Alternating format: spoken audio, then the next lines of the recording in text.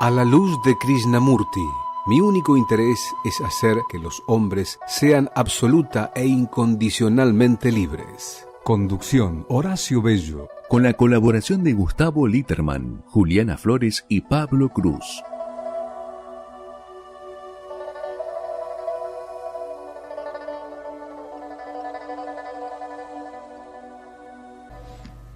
Buenas noches, amigos, amigas. Un nuevo programa de A la luz de Krishnamurti. ¿Qué tal, Juli? Hola, buenas noches. ¿Qué tal, Pablo? ¿Qué tal? Buenas noches a todos, ¿cómo andan? Muy bien, felizmente, muy bien, perfecto, sin ningún problema ninguno de nosotros. Excelente. Así que estamos... Por eso estamos acá. Claro. Estamos en este barco con un mar sereno que nos va llevando, no se sabe a dónde, pero es sereno. Y vamos a... En esa serenidad que nos acompaña en este barco, vamos a relacionarnos con un amigo que ya varias veces nos visitó. Quiero cuestionar el uso de la palabra amigo. Pero vos no sabés que acá no se puede cuestionar nada. Pero este es un amigo. A ver. Ah, claro, pero todavía no lo presentamos. Por eso. Bueno, a priori vos lo cuestionás. Ya de entrada, sin ningún otro... Que sé que tu ego ya te impone cuestionar. Vengo desde antes con problemas con Ya viene conflictuada la cosa. Bueno, justamente es el ego. Es el que nos acompaña siempre. Y hemos hecho varios programas sobre el ego, pero es como una especie de serpiente de 1000 cabezas que vos le vas cortando la saviola y le va creciendo otra, como en la mitología. Creo que hay que volver a verlo para ver esa nueva cabeza que le salió, qué características tiene y cómo se va desarrollando. Bueno, más allá de la simbología, y ahora un poco hablando un poquito más en serio, el ego tiene la particularidad de que va acompañando la dinámica de cada una de nuestras vidas. Y entonces va tomando formas distintas de acuerdo a las propias circunstancias que vamos enfrentando. Por eso esa dinámica del ego, desde mi perspectiva, justifica que lo tratemos una y otra vez y siempre tratar de descubrir las distintas capas que tiene el ego en la influencia de nuestra vida. Daríamos por sentado, aunque quizás no esté tan sentado conceptualmente, que sería el ego, pero para simplificarlo al máximo diríamos que es una estructura que está ahí para controlar nuestras conductas y permitirnos en teoría la supervivencia, ¿no? Para ser muy simplistas. Y a partir de ese principio el ego actúa y nos va catapultando a conductas determinadas que hacen que uno se porte más mejor o más peor, pero desde la conciencia uno puede ir observando en qué medida eso desnaturaliza la esencia de nuestra existencia, en qué medida nos perjudica, pero siempre y cuando podamos desarrollar la conciencia. Y ahí entraríamos en un campo que seguramente vamos a compartir con Pablo y con Juli y con Pablo, que es ¿desde dónde puedo mirar al ego? Porque si el ego, como muchos afirman, es nuestra personalidad, somos nosotros, algunos sostienen que somos puro ego, cosa que a veces ocurre, ¿cómo haríamos para ver el ego, no? Y me parece que la clave está en desarrollar una cualidad interior que nos permita ver al ego operando, porque la única manera de superar nuestros problemas por el exceso de funcionamiento del ego sobre nuestras vidas es mirarlo. Si no lo vemos, es imposible cambiar. Pero además de verlo, creo que lo más importante, y ya dejo la palabra a mis interlocutores, es comprender que el ego no es uno y que controlar, observar y limitar la acción del ego no es conservar, limitar la acción de uno mismo. Que el ego es una entidad que puede estar operando o no, y que uno puede seguir teniendo su vida sin que el ego sea el sinónimo de su vida, o que sea el sinónimo de la acción en su vida.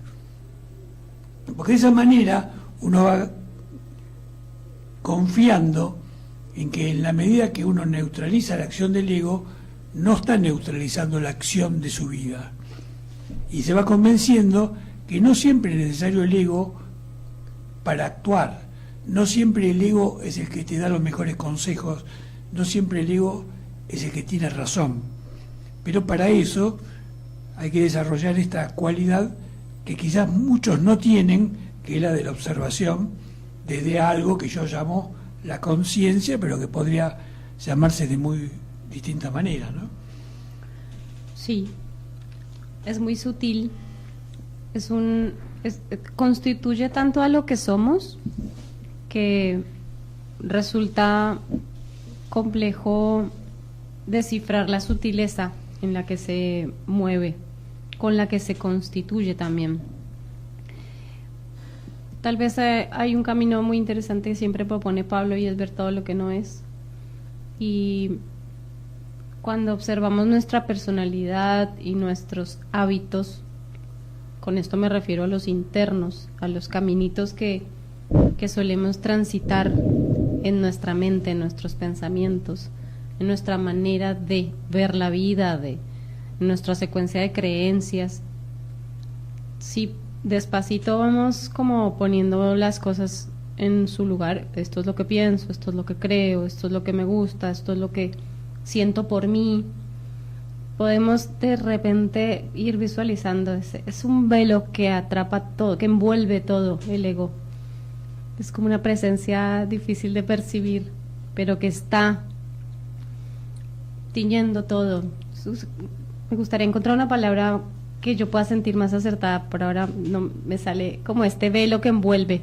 Es como un fantasma. Es como un fantasma y está tan metido en la estructura, porque siempre que mi mente me dice eso es lo que yo creo, y siempre que me hace viajar a defender eso que está ahí, esa que saca la espada para defender lo propio, ahí de repente aparece, ¿no? Es como una presencia que está latente y que de pronto nos hace tener peleas y nos hace salir a defendernos o a defender lo propio, básicamente, y no nos habíamos dado cuenta que estaba. Es como que hay alguien en la habitación que no estábamos viendo.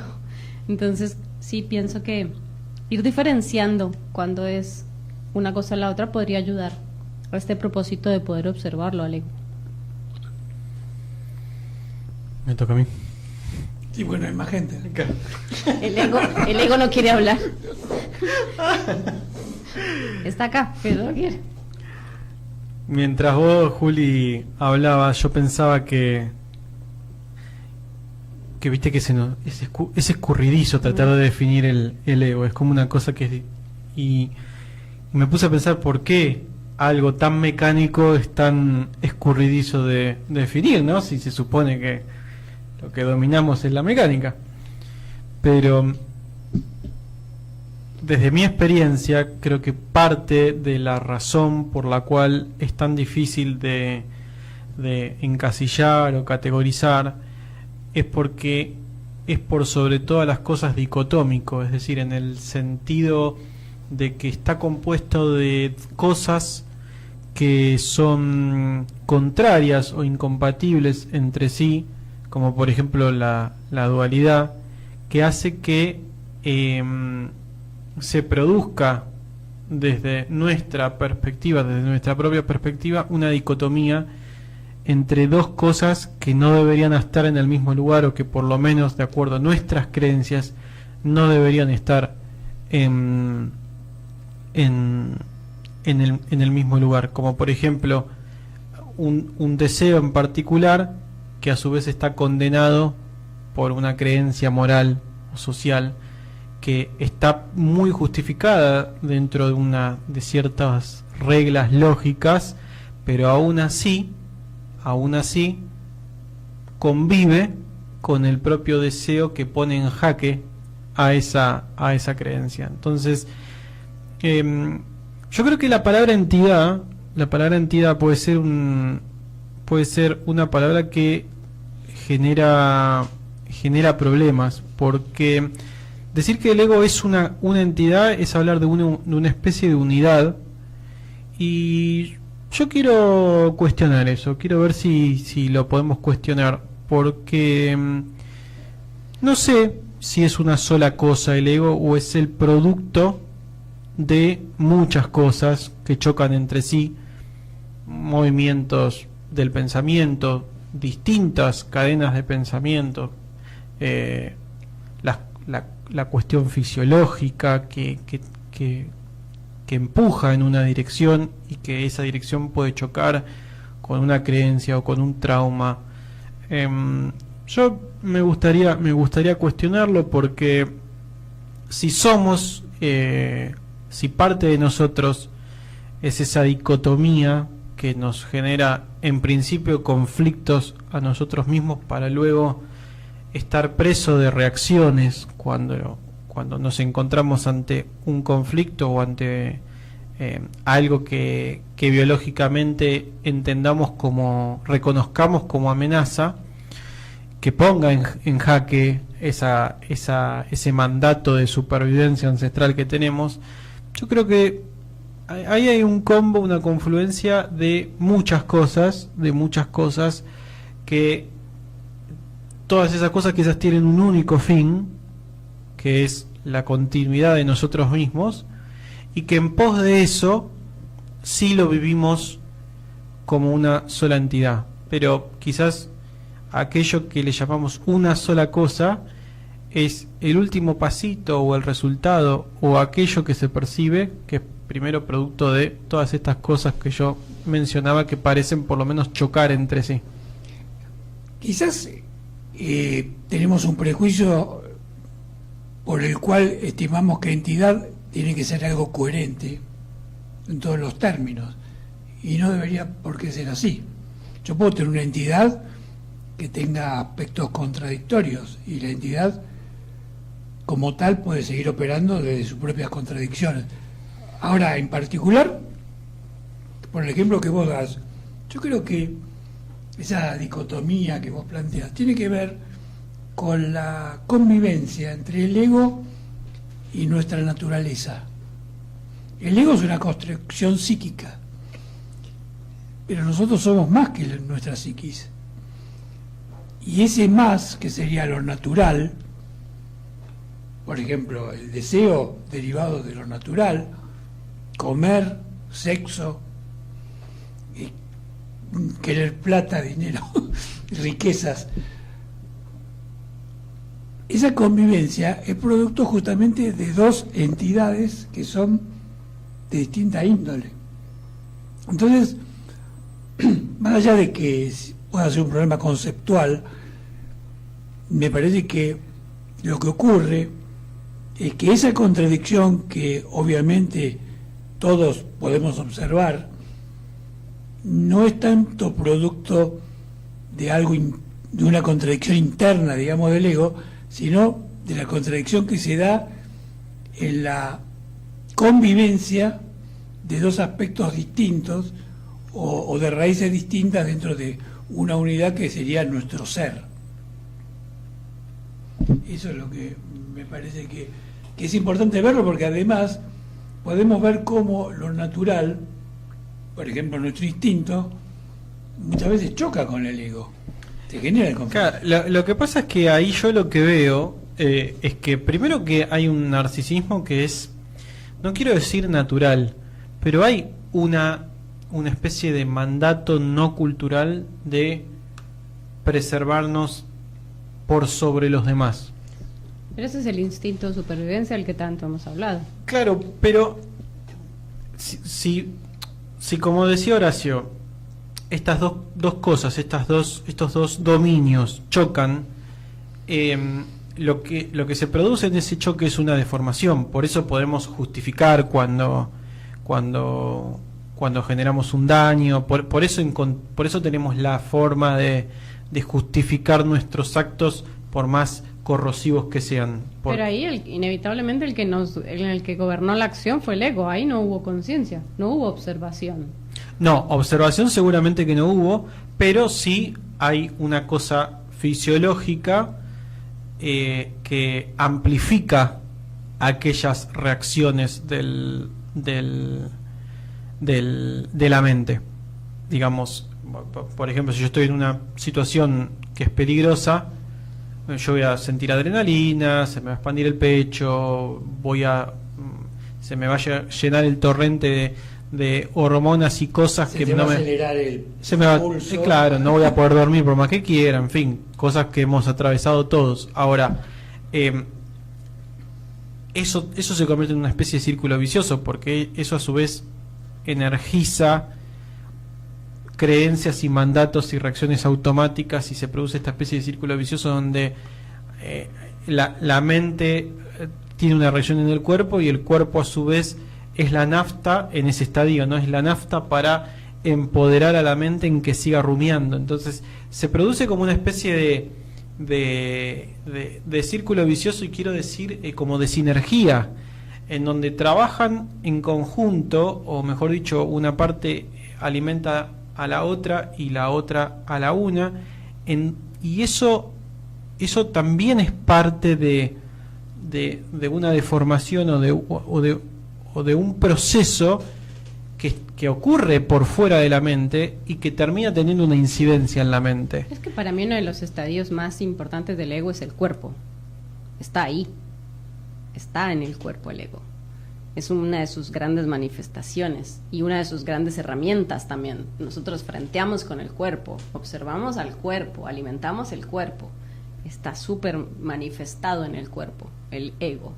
Y por eso cuando reaccionamos desde el cuerpo también. Y está muy bien envuelto en esta capa de supervivencia, de necesito sobrevivir.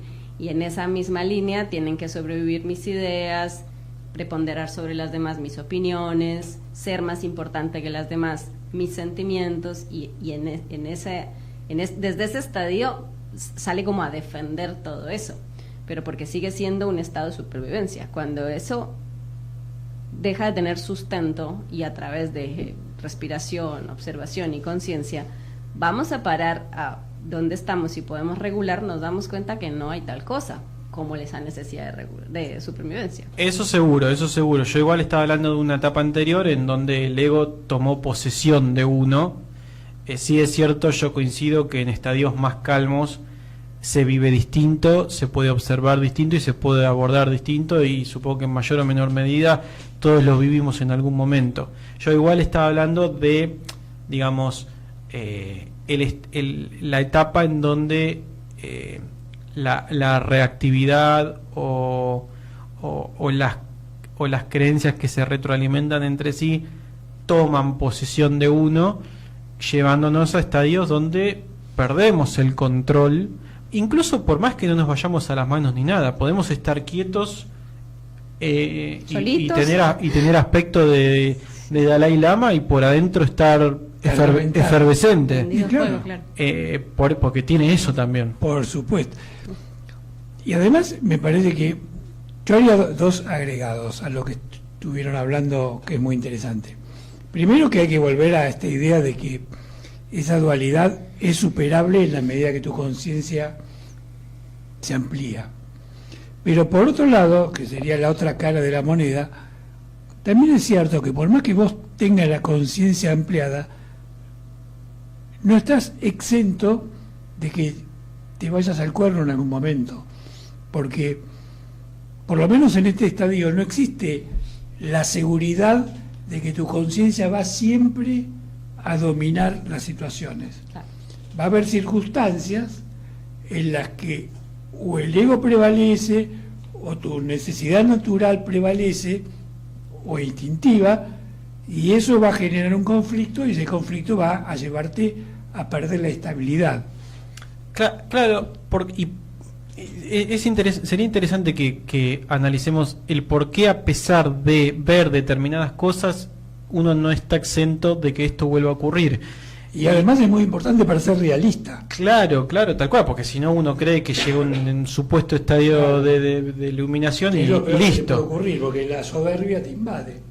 Y esto va de la mano con el desarme de creencias, que son tantas las creencias que uno tiene, y algunas no son ni verbalizables, que primero que es un trabajo que no se puede estimar en un tiempo tradicional biológico. Eso por un lado.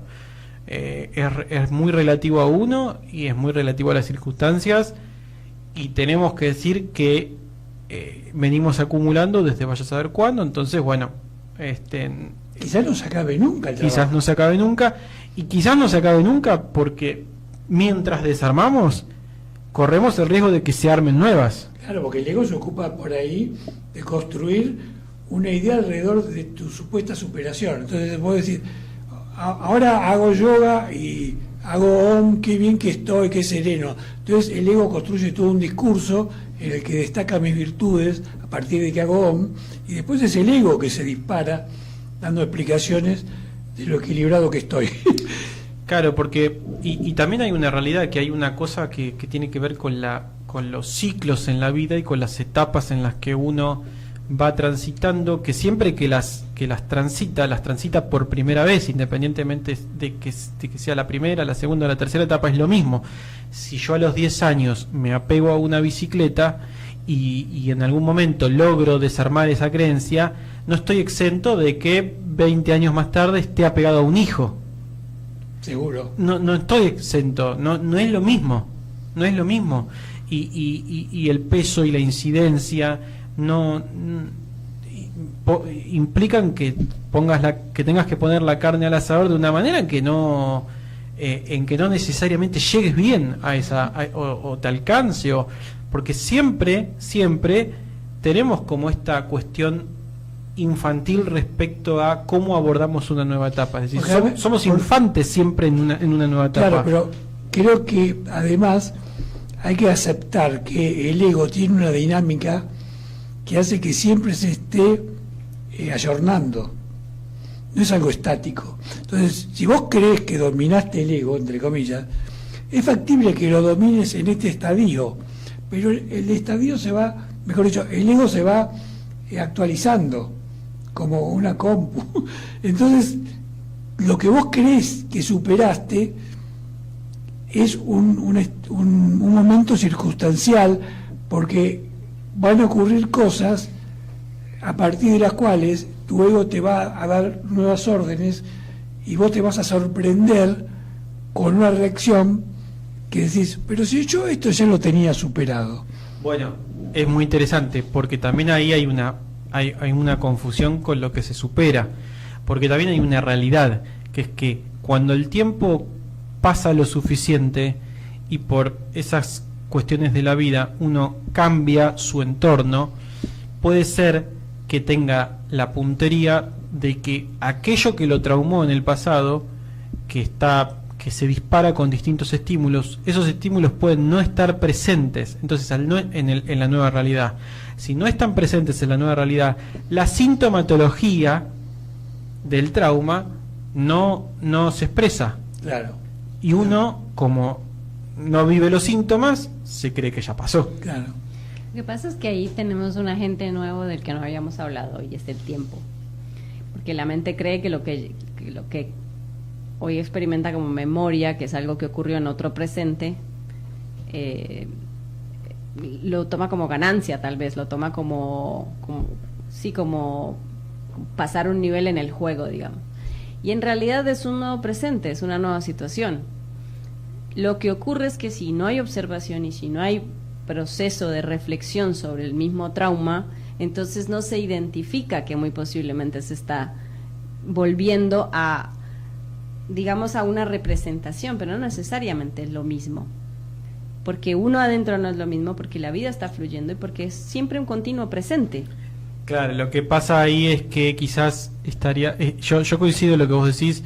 Lo que pasa es que ahí se da como esta confusión entre el pasado a nivel tiempo tradicional, que es un pasado que ya no existe y que no es alcanzable, que no se puede ya tocar porque ya ocurrió, pero después está ese pasado acumulado, el recuerdo que opera en el presente. Pero ese no existe tampoco, ese solamente lo estamos sosteniendo con la biología y la estamos sosteniendo más con trauma que con otra cosa. Bueno, no existe, pero existe. Claro. No existe, pero existe. Pero entonces, o sea, lo es que falsa, pero existe. es ilusión. Claro. Es ilusión. Y Claro. es un gran ejercicio del ego. Claro, pero Porque la si no ilusión fuera- también existe. Claro, Claro. Ese es el tema. Es falsa, pero está. Pero ¿quién la sostiene?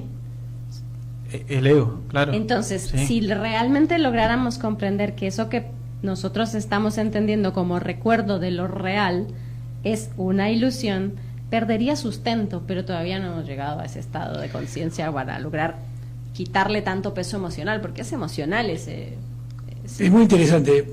Yo voy a hablar 30 segundos más porque quiero pasar los dos audios de Claudia con texto de Krishnamurti y no quiero dejar que el programa se acabe antes de pasarlo, pero que existe y que es una ilusión, es fundamental entender esa contradicción porque es uno de los problemas que tenemos para superar nuestros conflictos, especialmente aquellos que hemos tenido la oportunidad de mamar la cultura oriental. Hemos caído en el vicio de decir que esto es maya o es una fantasía y que no existe, en el sentido de que es fácilmente superable por el hecho de que yo diga que no existe, porque existe mi psiquis, y mi psiquis se opera permanentemente. Y es verdad que lo que pasó no existe más, pero mi emoción vinculada a lo que pasó está todos los días. Entonces, eso es importante entenderlo, porque es lo que nos va a permitir, perdón, superarlo. Si yo no lo acepto, lo voy a minimizar, y si lo minimizo, me va a invadir la realidad. Para mí nos da pistas, pero vamos a ir al audio. Bueno, entonces le vamos a pedir a Sebastián que nos pase el primer audio de Claudia, que tanto este texto como el siguiente están en nuestra página de A la Luz de Krishnamurti. Gracias. Diario 2, publicado el 1 de abril del 2012. Octubre 29 de 1973. En el Valle de los Naranjales, este en particular estaba muy bien atendido, y la trasilera de jóvenes naranjos, fuertes y relucientes bajo el sol. El suelo era bueno, lo regaban bien, lo abonaban, lo cuidaban. Era una mañana hermosa con un cielo azul y transparente. El aire era cálido y suavemente agradable. En los arbustos las codornices alborotaban con sus agudos llamados. Un gavilán flotaba inmóvil en el aire y pronto descendió para posarse en la rama de un naranjo próximo y se durmió. Se encontraba tan cerca que las afiladas garras, las magníficas plumas moteadas y el pico agudo eran claramente visibles. Estaba al alcance del brazo. Había ocurrido más temprano en la madrugada a lo largo de la avenida de las Mimosas y con los pequeños pájaros gritando alarmados. Bajo los arbustos, dos serpientes, con sus oscuros anillos pardos visibles a todo lo largo de sus cuerpos, se deslizaban enroscándose una alrededor de la otra, y cuando pasaron junto a uno, fueron por completo inconscientes de la presencia humana. Habían estado sobre una repisa en el cobertizo, extendidas, con sus negros ojos brillantes aguardando y vigilando a los ratones. Miraban fijamente y sin parpadear, ya que carecen de párpados. Deben haber permanecido allí durante toda la noche y ahora se encontraban entre los arbustos. Era un terreno habitual y se les veía frecuentemente. Al levantar a una de ellas, ésta se enroscó alrededor del brazo y uno sintió la frialdad del contacto. Todas estas cosas vivientes parecen tener su propio orden, su propia disciplina y sus propios juegos y regocijos. El materialismo para el que nada existe sino la materia, es la actividad tenaz y predominante de los seres humanos, tanto de los ricos como de los que no lo son. Hay todo un bloque del mundo que está entregado al materialismo. La estructura de su sociedad se basa en esta fórmula con todas sus consecuencias. Los otros bloques también son materialistas, pero aceptan cierta clase de principios idealistas cuando les convienen y los descartan en el nombre de la racionalidad y la necesidad. Al cambiar el medio violentamente o de manera gradual por la revolución o por la evolución, la conducta del hombre se modifica conforme a la cultura en que vive. Existe un antiquísimo conflicto entre aquellos que creen que el hombre es materia y los que se dedican al espíritu. Esta división es la que tanta desdicha, confusión e ilusiones han traído al hombre. El pensamiento es material y su actividad externa e interna es materialista. El pensamiento es mensurable como lo es el tiempo. Bueno, muchas gracias. Yo me quedaría con la última parte del texto, sin dejar de destacar que, como siempre, Krishnamurti en la introducción sutilmente nos sugiere activar nuestra sensibilidad para percibir la naturaleza, porque es uno de los caminos para que nuestra observación se afine, se haga más sutil, ¿no? Pero, repito, me quedaría en este tema que él dice, porque incluso es controvertido, que el pensamiento es algo material, porque nos permite recorrer aspectos de nuestro interior que nos abren la puerta a algo que no es lo material, que es el espíritu. Y como bien dice él, hay una cultura que se ha acrecentado en los últimos años, porque al contrario de lo que uno podría imaginar del siglo XX, en el siglo XXI, la cultura materialista ha avanzado en medio de la espiritualidad. Decía, esa cultura nos hace creer, y eso es lo nocivo, de que lo material es lo único que hay. Si lo material es lo único que hay, el pensamiento es algo material, por lo tanto somos pensamiento solamente, no tenemos salida. Tenemos que esperar que el pensamiento nos dé la solución para nuestros conflictos, ¿no? Y ahí está un poco la cuestión. Vos habías quedado colgada con un temita que querías terminar de desarrollar cuando pusimos el texto de Claudia. Sí, para mí estas ilusiones, estos recuerdos, este estado de permanente remembranza de cosas que nos han ocurrido, esto que emocionalmente nos habita tanto, tiene un sentido y un propósito. Se presenta para algo. Es lo que yo he ido trabajando, digamos. Viene porque uno no recuerda toda la vida todo el tiempo. Uno recuerda cuestiones muy puntuales. Y varias veces ya me pasó que con tratamiento terapéutico, yendo a eso que viene a presentarse, que a veces viene como una agujita a punzar, si utilizamos eso que llamamos recuerdo y tiramos como de ese hilo, vamos a encontrar cuestiones a solucionar. Y una vez logramos encontrar como ese hilo, ese nudo, resolverlo, se disipa y deja de pinchar como una aguja. Después viene otro. Siempre hay como cosas pendientes para trabajar, pero para mí, más que el hecho de que tenemos buena memoria y recordamos la vida, lo que estamos haciendo nosotros como sistema interno, para mí, es trayendo temas que está bueno que resolvamos en presente. Es para eso, para mí, que existen esos ecos del pasado. Yo los llamo ecos del pasado porque son muy de percepción, ni siquiera sabemos si son reales, es solamente la impresión emocional que nos queda. Entonces lo considero una gran herramienta de nuestra mente y de nuestro ser comunicándose a través de la mente para ayudarnos a resolver cosas. Yo voy a hacer, como dice Pablito, de abogado del diablo. Sí. Y digo, a veces cuando se hacen presentes las cosas, en vez de resolverlo, tu vida se convierte en un infierno. Perdón, por eso dije acompañamiento terapéutico, porque no me parece que sea una cuestión que podamos decir, ay, sí, me estoy acordando del día que pasó tal cosa y lo resuelvo. Sí. No, requiere proceso, requiere conciencia, requiere Trabajo. muchísima entrega, requiere mucha valentía, porque muchas veces lo que viene duele, y duele mucho, y trabajar el dolor y abrazarlo, como ya hemos hablado algunas veces, es complejo. Entonces, primero, no tenemos por qué poder solos, y segundo, no necesariamente tenemos las herramientas para hacer ese proceso que yo estoy proponiendo. Yo me detendría en esas últimas dos cosas.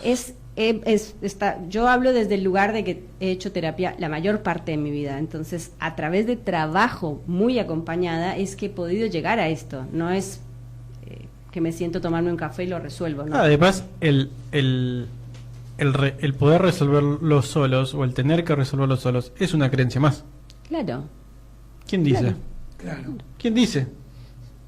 Bueno, y es una creencia del ego incluso, porque es un acto de soberbia. Porque aunque uno no haga terapia desde el punto de vista formal, nunca se resuelve solo. Porque siempre vos estás interactuando con el resto. Entonces, como a veces se dice, cuando vos tenés química con alguien, las dos personas se transforman, vos permanentemente estás recibiendo de los demás cosas como para poder cambiar. Es decir, que cambiar solo, en un sentido estricto, no existe, porque va en contra de la naturaleza propia de nuestra vida relacional, ¿no? Claro. Eso me parece muy importante. Por supuesto que no dejo de lado el tema terapéutico. A veces los mambos son muy profundos y muy dolorosos. Y al ser dolorosos, uno no tiene la cualidad de poder recorrer el dolor sin ayuda, porque el dolor te supera. Y además del dolor,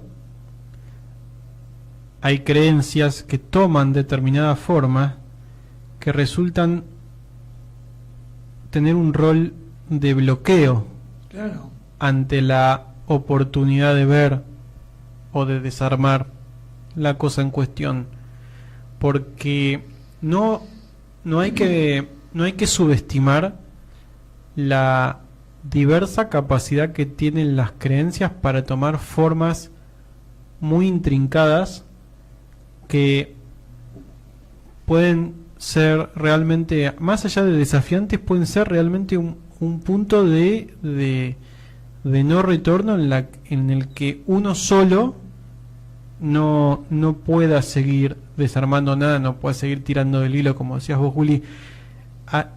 No hay que subestimar la capacidad que tienen los pensamientos o las creencias de tomar formas que son inauditas. ¿Viste esas películas donde aparecen los fantasmas que van cambiando de caras y de formas y de repente son una mujer bella y cambia y se convierte en una bruja, un monstruo, un amigo? Y eso es lo que nos pasa muchas veces en la vida, ¿no? El simbolismo, en el sentido de lo que afecta a nuestras decisiones de las cosas, es increíblemente cambiante. Y los que, por ejemplo, recorremos los sueños, nos vamos dando cuenta que hay un lenguaje que es absolutamente complejo y no lineal, que se transmite a nuestra vida en vigilia. Porque si vos observás los sueños, más allá de que los entiendas o no, te das cuenta que eso está operando en tu vida de vigilia. Entonces, a veces confías en que la explicación racional le va a dar solución a los conflictos, a los problemas, y es solamente la punta del iceberg de algo mucho más complejo y mucho más sutil, ¿no? Hace un rato nombrabas, al ladito del ego, nombraste el narcisismo, has nombrado ya varias veces las creencias. Es muy peligroso porque junto a la idea de supervivencia está la idea de tener la razón, está la idea de imponer lo propio, y en esa cadena de creencias, ese espejo de que brinda o esa ilusión que brinda el recuerdo puede entrar a justificar plenamente a través de esas creencias una secuencia de comportamientos que a su vez se retroalimentan porque se justifican, se ejercen, se justifican y además descansan en que tienen una razón de ser. Entonces la personalidad se basa en el eco de un dolor y eso hace que se considere salvándose a sí misma y eso hace que se justifique a sí misma. Claro. Y se justifica. Entonces es un circuito que termina siendo cerradito, muy decoradito y perfecto, pero en realidad está siendo muy nocivo porque debajo de todo eso que acabo de describir está el ser, padeciendo que la creencia no le permita a una conexión entre el corazón y la mente para poder desarmar esta caja que en algún momento se envolvió como un regalo hermoso y el ego dijo, esta manera de vivir que me permite supervivencia es la correcta y la voy a defender y la voy a justificar por donde la miremos. Así es, bueno, vamos a escuchar el segundo audio nuevamente con Claudia y después volvemos. Gracias. Dentro de esta área, la conciencia es materia. La conciencia es su contenido. El contenido son las muchas cosas que el pensamiento ha acumulado. El pasado modificando el presente, que es el futuro, todo lo cual es tiempo. El tiempo es el movimiento dentro del campo que constituye la conciencia en expansión o en contracción. El pensamiento es memoria, experiencia y conocimiento. Y esta memoria con sus imágenes y sus sombras es el sí mismo, el yo y el no yo, el nosotros y el ellos. La esencia de la división es el sí mismo con todos sus atributos y cualidades. El materialismo solo refuerza y desarrolla al sí mismo, al yo.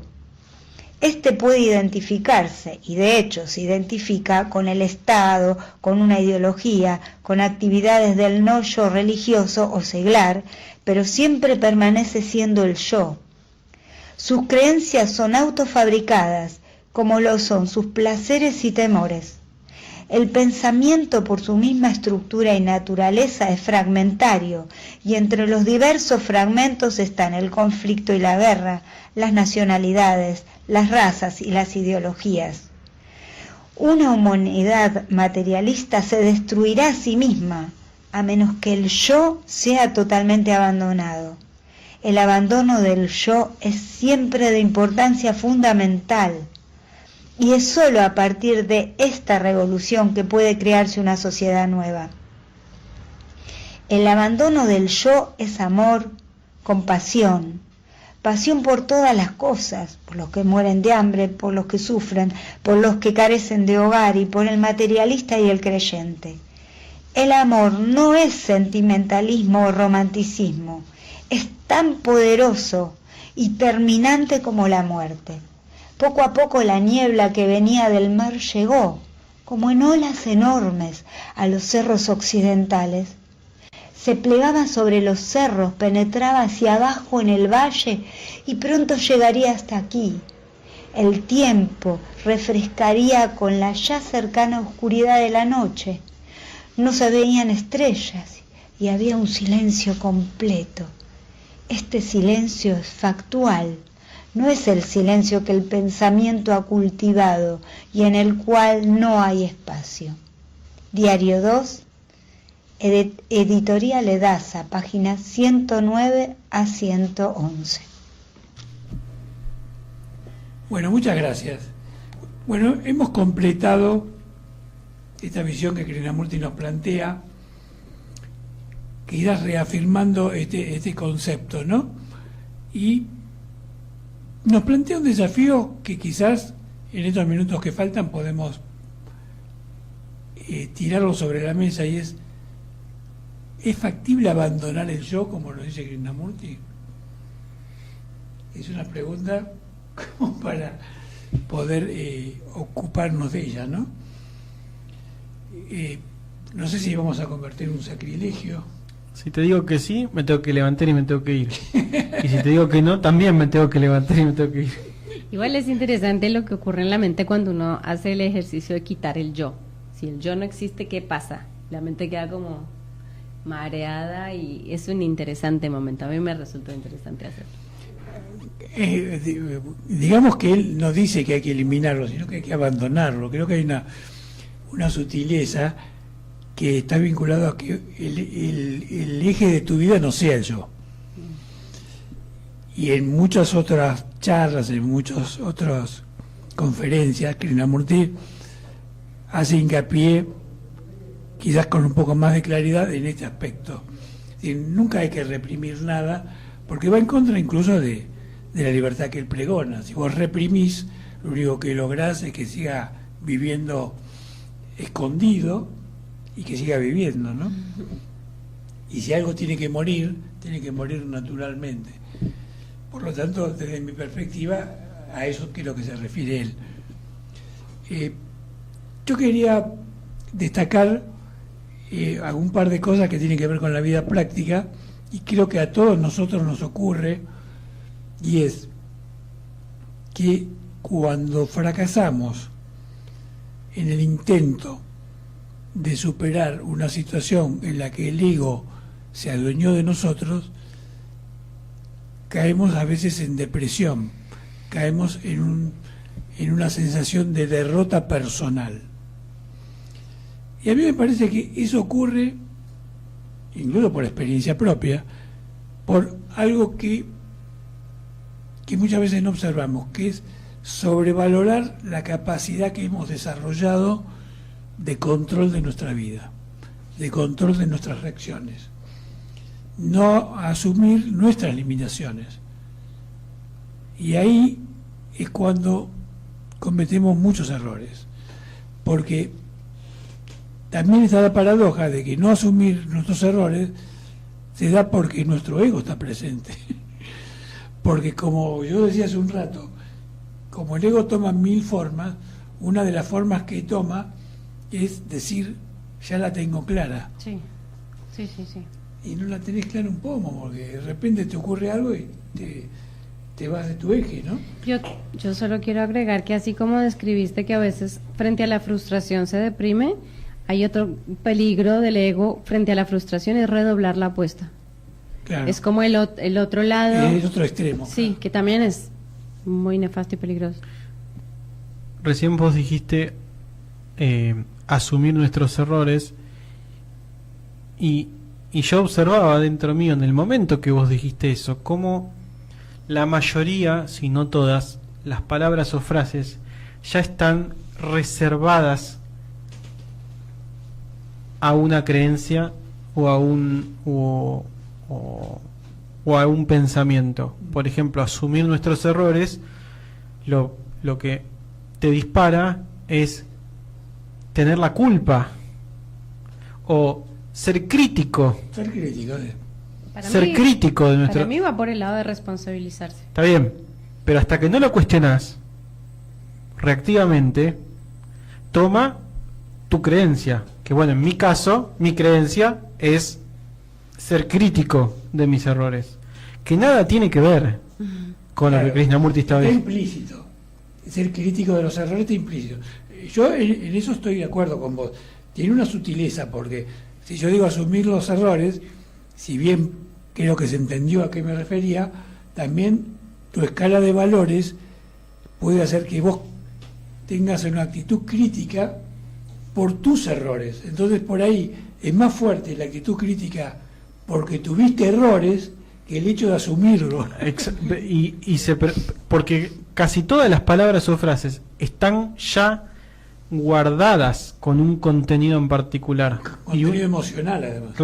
Claro. Entonces, uno tiene que, encima de reflexionar, estar atento. Tenés que luchar con tu creencia. Y porque está la mente todo el tiempo haciendo ese juicio, ¿no? Esa dualidad de si es bueno, mal, aprobado, desaprobado, lo hice bien o lo hice mal, porque no lograr neutralidad y la percepción desde lo neutral fue lo que hice, sí, lo hice de esta manera, sí, lo consideré en ese momento lo óptimo, sí, pero llegar a ese punto requiere un esfuercito. Por lo primero que sale sí es descarto o apruebo. Claro, apruebo o desapruebo. Y ahí requiere de una atención, porque sí, eso se dispara a una velocidad que es mucho mayor a la que con la que uno puede elaborar un pensamiento, un concepto en el momento.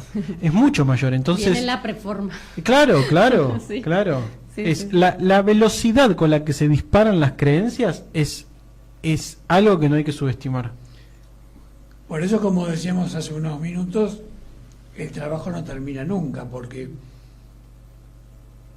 fíjate que uno trata de ser consciente con las palabras, cuando las palabras no sabemos si son tu amigo o tu enemigo, porque las palabras son tan engañosas y además tienen una carga emocional tan sutil, que justamente cuando vos hiciste ese planteo que yo reactivamente lo iba a cuestionar, dije, no, ojo, porque decir es un error ya implica una previa valoración. Claro, claro. Porque por ahí no es un error, por ahí es algo que vos tenías que vivir para poder dar el salto, y en vez de ser un error, fue una gracia poder vivirlo. Y aunque no fuera nada de eso, no importa, Claro. porque el punto es cómo funciona. ¿Y cómo lo vivís internamente? Bueno, a mí no me saltó tanto con la palabra error, me saltó un poco más con la palabra fracaso que nombraste antes, Claro. frente a la expectativa. Porque, ¿qué sería el fracaso? Si realmente lo que lo denomina o lo que lo determina es la expectativa. Claro, hay fracaso porque hay expectativa. Y además tenés una idea del éxito. Exactamente. Y frente a la no coincidencia con la expectativa, fracaso te hace pelota. Claro. Entonces no necesariamente tenías que recorrer. Esa es creencia también. Ahí también nos tiene completamente envueltos el...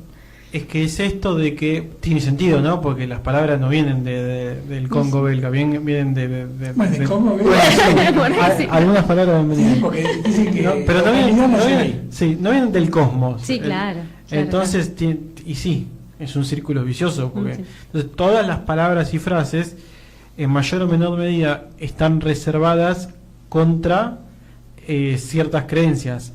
Algunas las tengo yo, otras las tenés vos, otras las tenés vos, y otras las tiene el vecino enfrente, pero están, entonces, esa es la verdadera atención, es qué pasa cuando yo digo determinada frase y qué se dispara, y sobre eso que yo no vi que se disparó, construyo. Sí. Entonces, la Un atención, cóctel. la atención requiere de una entrega de presencia y de energía que... Y de energía, justamente me sacaste la palabra de la boca, de energía, porque tenés que estar atento, viste como los defensores en el fútbol que tienen que estar atentos al control de ambos extremos y al delantero que viene por el centro, pero también el tipo que viene por los costados, porque tenés una invasión permanente de ideas. Y lo complejo es que las ideas van acompañadas de emociones. Y las emociones disparan conductas. Y las conductas siempre son juzgadas. Siempre juzgamos lo que hacemos. ¿Quién puede decir que no juzga lo que hace? ¿Quién sinceramente puede decir, yo no juzgo mis conductas? Siempre las juzgo. ¿Y de dónde las juzgo? Siempre de mis valores. Entonces no puedo salir de eso. La única manera, a mí me parece sensata, razonable y criteriosa, es aceptarlo. Y aceptarlo, y en la medida que lo aceptas, vas sutilizando la observación, la vas, digamos, haciendo más de detalle, podés percibir lo que antes no percibías, y de esa manera podés evolucionar, ¿no? Me parece que es un poco lo que podemos hacer. Ahora hablabas de que requería energía, y yo creo que hay otra cosa que requiere también la atención, y es el ejercicio mismo como tal, porque muchas veces lo teorizamos pero no lo practicamos. Tenemos muy clara la teoría, pero no vamos a la práctica, no estamos realmente atentos al presente. Estamos diciendo, sí, hay que estar atento al presente, y mientras tanto estamos pensando en cualquier otra cosa menos al presente. Entonces, sí requiere energía, pero también requiere ponerlo en práctica, ejercer realmente ese modo, ese estado del ser, porque es todo tu ser puesto en el presente. Ese es el tema, es un nivel de entrega al que no estamos acostumbrados porque estamos porque lo habitual para nosotros es estar particionados. Estar entregado no te digo lo opuesto, pero es otra cosa. Es un estado de ser. Lo único que conocemos es estar particionados. Sí, o estar ausente, estar en lo que llamamos el modo piloto automático.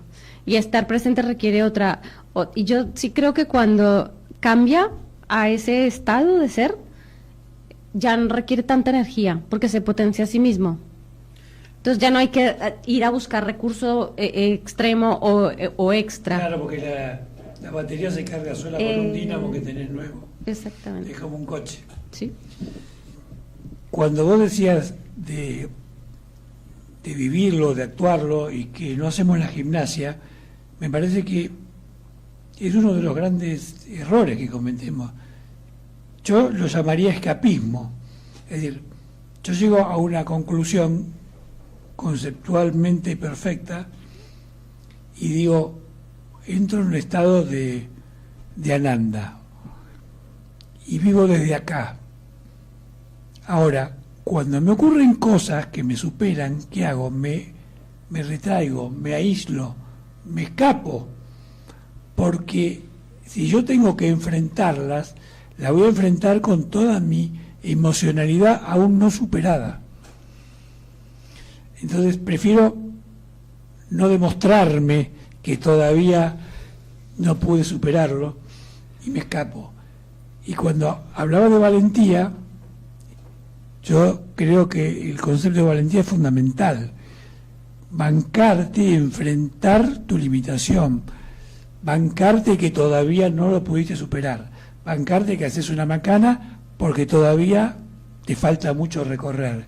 Y eso es, creo, que el gran desafío del proceso de evolución. Para mí sí, de aprender, de vivir, de experimentar la vida. Para mí es muy pleno eso, poder decir, mirá este recorrido que acabo de hacer y a dónde me llevó y qué me enseñó y cómo lo puedo potenciar, porque que me apalanque para que mi presente se transforme también.